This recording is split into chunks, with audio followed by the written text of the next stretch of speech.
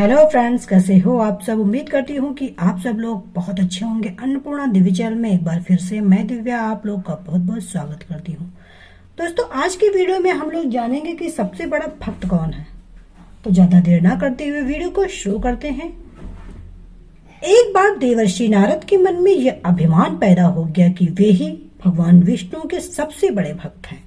वे सोचने लगे, मैं दिन रात भगवान विष्णु का गुणगान करता हूँ, फिर इस संसार में मुझसे बड़ा भक्त और कौन हो सकता है। किंतु पता नहीं श्री हरि मुझे ऐसा समझते हैं या नहीं।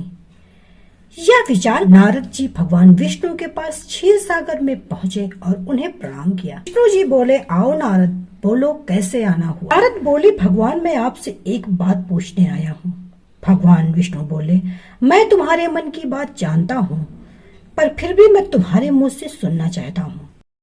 नारद ने कहा, हे देव, मैं जीवन भर आपका गुणगान करता रहता हूँ। पल पल हर क्षण मुझे बस आपका ही ध्यान रहता। आप मुझे यह बताइए कि उससे भी बड़ा आपका कोई अन्य भक्त इस संसार में है।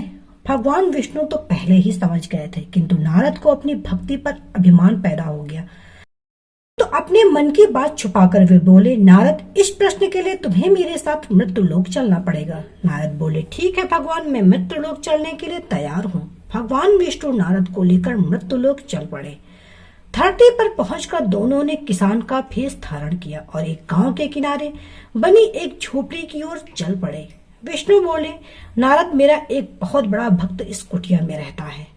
आश्चर्य, क्या मुझसे भी बड़ी किसी की भक्ति हो सकती है। नारद के मुख से निकला, क्या वह मेरी तरह आपका ध्यान लगाए रहता।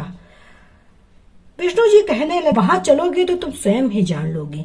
विष्णु ने कहा और उस कुटिया की ओर बढ़ गए। किसान उस समय कुटिया के बाहर अपनी गाय को बांध रहा था। उसके मुख से हरि हरि गोविंद का स्वर निकल रहा था। किसान बेसधारी विष्णु ने उसके निकट जाकर नारायण नारायण कहा तो किसान ने विनीत स्वर में पूछा, आप कहाँ से आए हैं भद्र, मेरे लिए कोई सेवा हो तो निसंकोच बताइए। किसान वेशधारी भगवान विष्णु ने कहा, हम नगर जा रहे हैं, पर अंधेरा घिरने लगा है। उनमें जंगली पशुओं का डर है, इसलिए रात भर आश्रय चाहते हैं। किसान ने प्रसन्न भाव से कहा, मेरी कुटिया में आपका स्वागत है भद्र, और जो भी रूखा सूखा मेरे घर में आपके लिए हाजिर है। भगवान ने मुझे आप लोगों की सेवा करने का अवसर दिया, बड़ी कृपा हुई उनकी। बाहर दालान में एक खटिया पर दोनों को बिठाकर किसान अंदर गया और अपनी पत्नी से कहा, देवी, दो अतिथि आए हैं। किसान की पत्नी उस समय अपने बच्चों को भोजन परोस रही थी।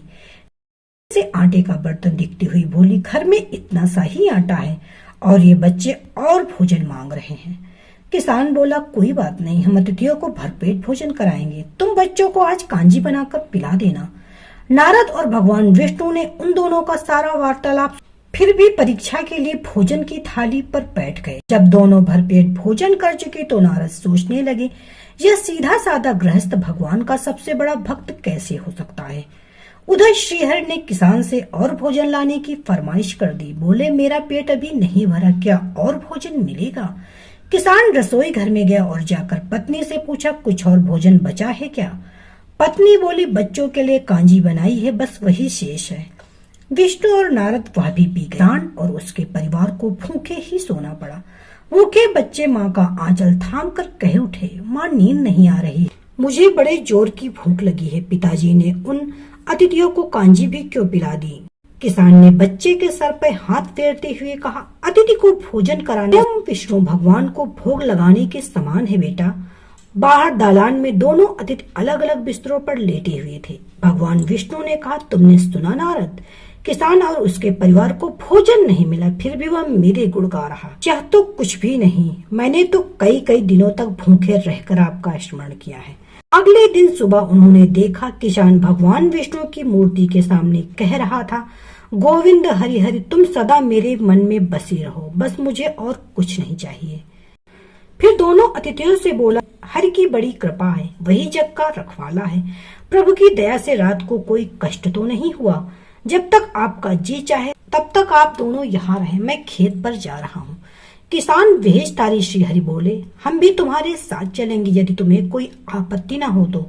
नारद और विष्णु भगवान किसान के साथ उसके खेत पे गए। किसान बोला, यही है अपना खेत, अब मैं अपना काम करूंगा, गोविंद हरि हरि। नारद बोले, तुम तो सतपुरुष भगवान के बड़े भक्त हो। किसान बोला, अरे कहाँ, काम से जब भी थोड़ा बहुत समय मिलता है तभी उनका नाम लेता हूँ।